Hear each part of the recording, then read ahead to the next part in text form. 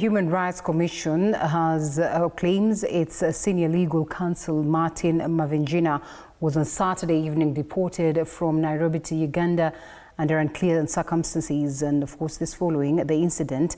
KHRC has faulted government, calling it a deliberate crackdown on human rights defenders.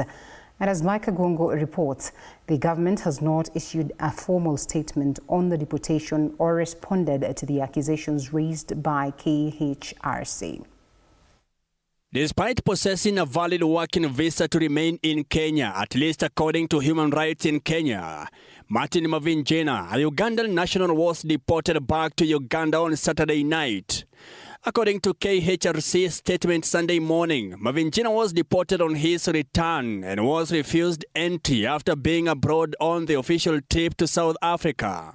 The human rights organization described the deportation as intentional, asserting that the government has been pursuing human rights advocates since the memorial demonstrations on June 25th. He is also somebody who has lived here for over a decade. He has children and a family here, but he was not allowed to return to his family or to his workplace. In the past, the Public Benefits Organization claimed that Mavenjina's detention was as a result of his reported past encounters with law authorities, calling it a purposeful crackdown on human rights advocates. We see the constitutionalism that we need in this country reassert itself, and essentially we return to a society that is governed by our constitution, by our laws, and by human rights principles. The Independent Medical Legal Unit IMLU Executive Director Wangeshi Grace Kahoria criticized the circumstances surrounding Mavenjina's deportation, describing it as both illegal and unjustified. Exemplified by the deportation on July 5th of their program advisor, and that is just yesterday, a Ugandan national, Martin Mavenjina.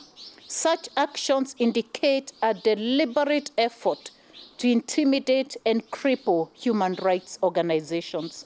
Mavenjina is essential to protecting human rights, and Amnesty International pledged to do all in its power to make his return possible. The deportation coincides with mounting worries about Kenya's human rights abuses. Since June 2025, the Kenya National Commission on Human Rights, KHRC, has documented 60 protest-related deaths and 72 enforced disappearances, with state security forces allegedly playing a role. Mike Kagwango, TV 47, Nairobi.